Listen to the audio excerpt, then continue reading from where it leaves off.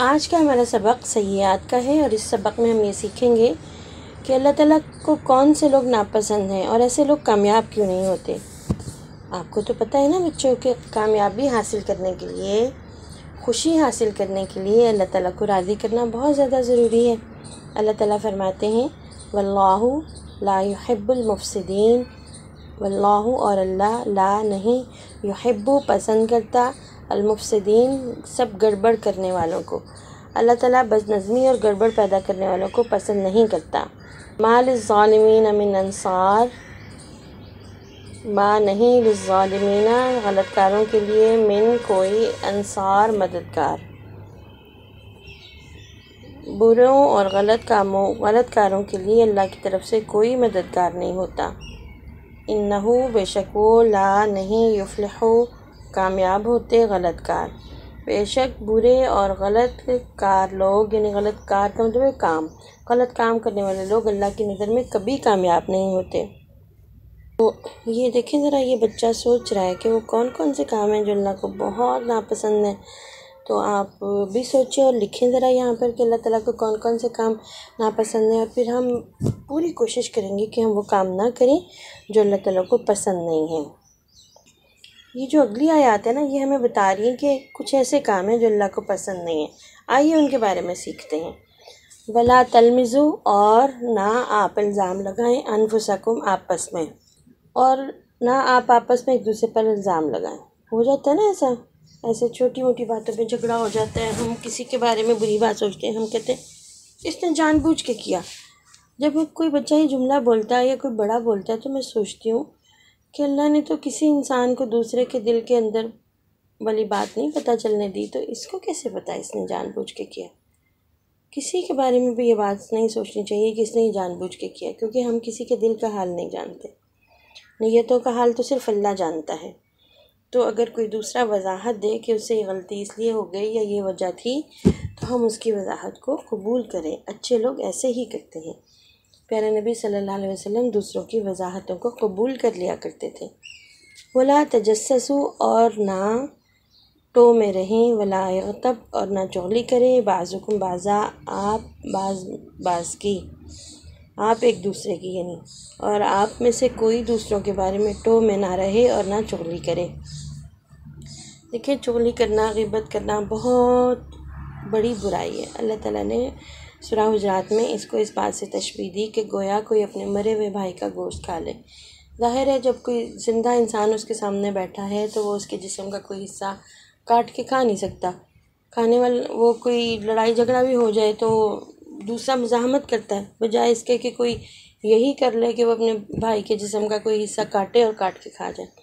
تو غیبت کرنا کیا ہے؟ جب کوئی بندہ، کوئی فرد ہم میں سے کسی اپنے غیر موجود بھائی بہن کے بارے میں بری بات دوسروں کو بتاتا ہے تو وہاں پہ وہ موجود نہیں ہوتا کہ اپنی عزت کی حفاظت کر سکے، یعنی اپنے بارے میں صفائی دے سکے۔ تو اس لیے اس بات کو مردہ بھائی کے گوشت کھانے کی سے تشبیہ دی گئی ہے، اور اللہ تعالیٰ کو یہ بات بہت زیادہ ناپسند ہے۔ ہم نے پوری کوشش کرنی ہے کہ ہم ایک دوسرے کی غیبت سے بچیں اور خواہ خواہ ٹو میں نہ رہے، کون کیا کر رہا ہے، یا یہ کیسے ہوا، یہ کہاں سے آیا۔ خواہ خواہ دوسروں سے فالتو سوال بھی نہیں پوچھنا چاہیے۔ ایک ہمارے ہاں بہت فضول قسم کا رواج ہے کہ ہم دوسرے سے پوچھتے ہیں یہ چیز کتنے کی آئی، تم نے کتنے کی لی۔ اس طرح کے سوالوں سے بھی نا احتراز کرنا چاہیے۔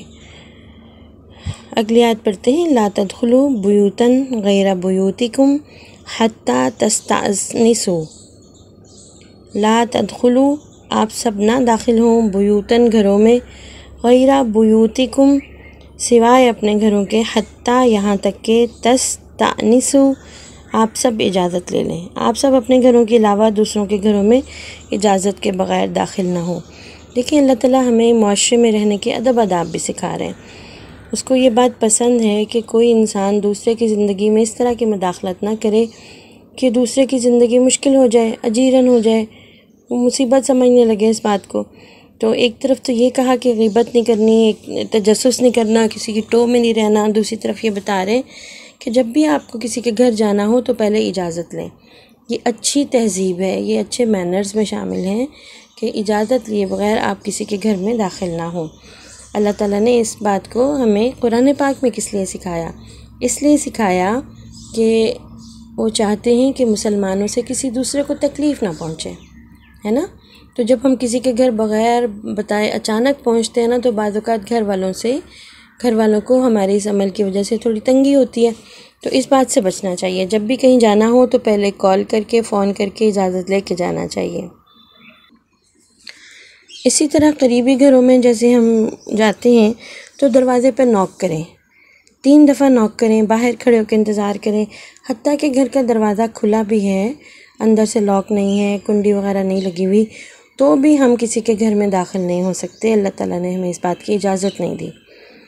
انشاءاللہ آج کے بعد آپ ان باتوں کا خیال رکھیں گے نا، جو ہم نے آج کے سبق میں سیکھی، کہ ہم کسی کا مذاق نہیں اڑائیں گے، کسی کو برا بھلا نہیں کہیں گے، غیبت نہیں کریں گے، تجسس نہیں کریں گے، کسی کے گھر جانا ہوگا تو اجازت لے کے جائیں گے، ایک دوسرے پہ خواہ الزام تراشی نہیں کریں گے، اور اس بات کو ذہن میں رکھیں گے کہ اللہ تعالیٰ کو یہ کام پسند نہیں ہے، اور اللہ تعالیٰ یہ کہتے ہیں کہ جو کوئی اس طرح کے کام کرے گا وہ ان کی مدد نہیں کریں گے۔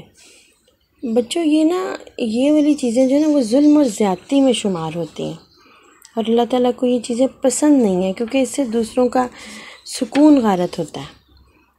آپ کو خود بھی اچھا نہیں لگتا ہوگا کہ کوئی آپ کو گالی دے، کوئی آپ کی چیز کا مذاق اڑائے، ہے نا؟ اپنا سائیکل نیا اور اچھا دکھا کے آپ کے سائیکل کی یا آپ کے اسکوٹی کا مذاق اڑائے، کوئی ایک دم دھم سے آپ کے گھر میں گھس آئے، آپ کو پتہ ہی نہ ہو کہ کون آ رہا ہے، کس طرح۔